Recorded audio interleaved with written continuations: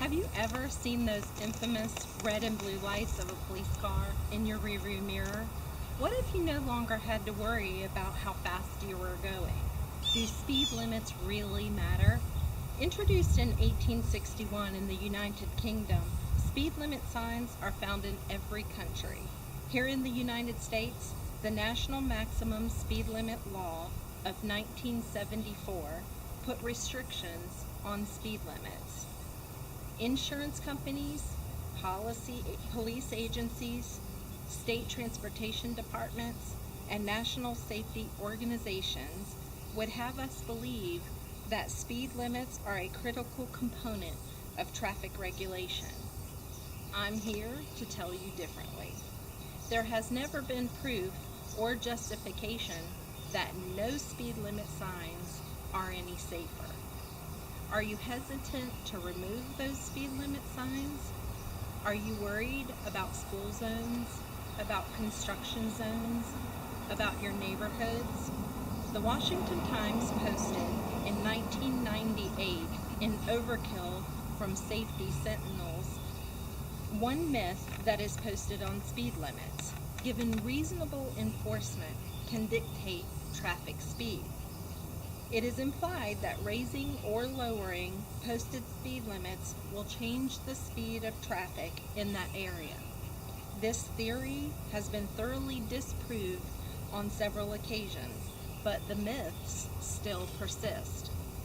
In fact, when tested with speed limit signs, speeds did not change. People still drove at speeds that were comfortable to them.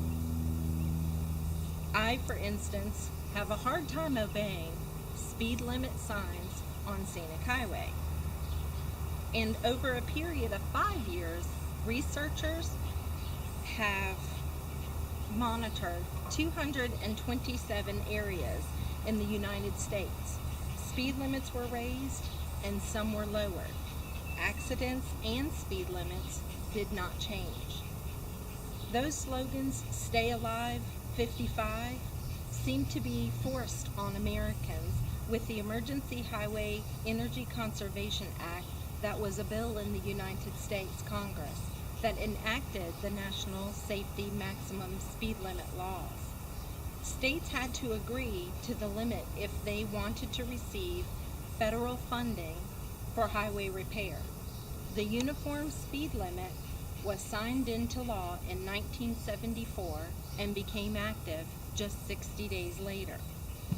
Slogans like "Speeds kill" or "Slow is safe" are well entrenched slogans that have no basis in fact. Repeated long enough and loud enough, these slogans have taken on aura of truth. Only one industrial country officially allows unlimited speeds on public highways, and that's Germany. Significant stretches of the Autobahn do not have speed limits. Yes, some vehicles travel very high speeds, some in fact going over 150 miles per hour. But the average speed for most vehicles is 80 miles per hour, which is only 10 miles less than that here in the U.S. Highway system, comparable to here in the United States. The clincher, the fatality rate on German Autobahn is lower than the fatality rate on rural interstates here in the United States. On highways with speed limits of 65, the accident rates are just 2%, considerably low in my book. And cars over time have become faster and safer with anti-lock brakes, tires, headlamps, and so on.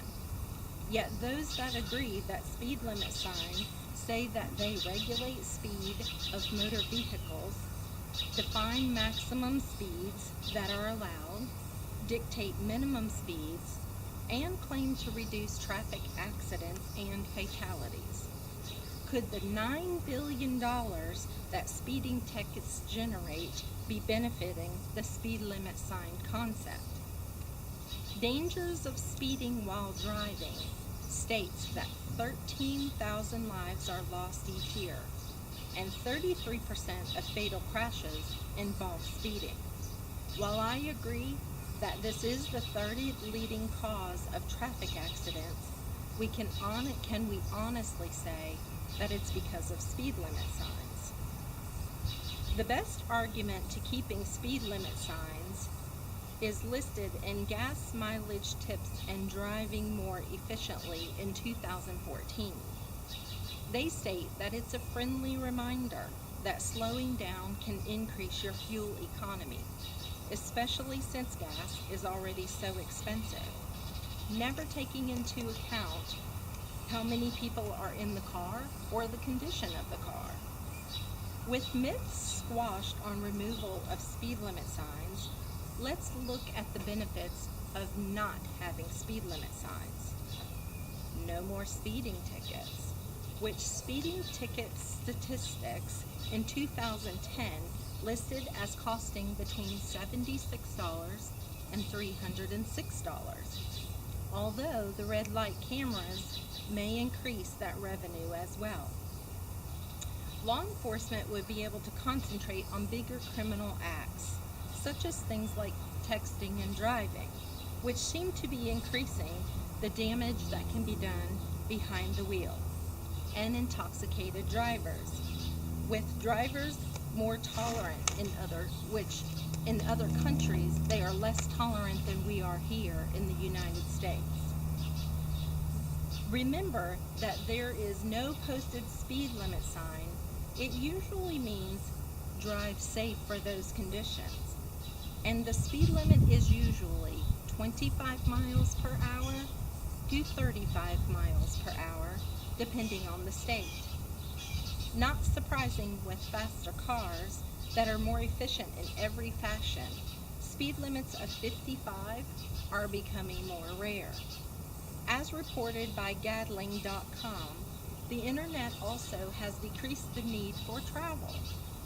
Speed limit signs may soon be added to the list that includes payphones, and the list that includes 1950 Chevy trucks, the list that includes valuable antiques.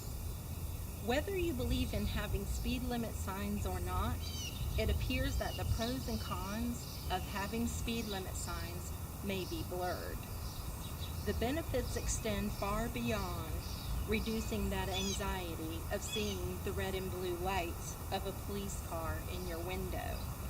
They include safety and more money in your pocket. Drive safe.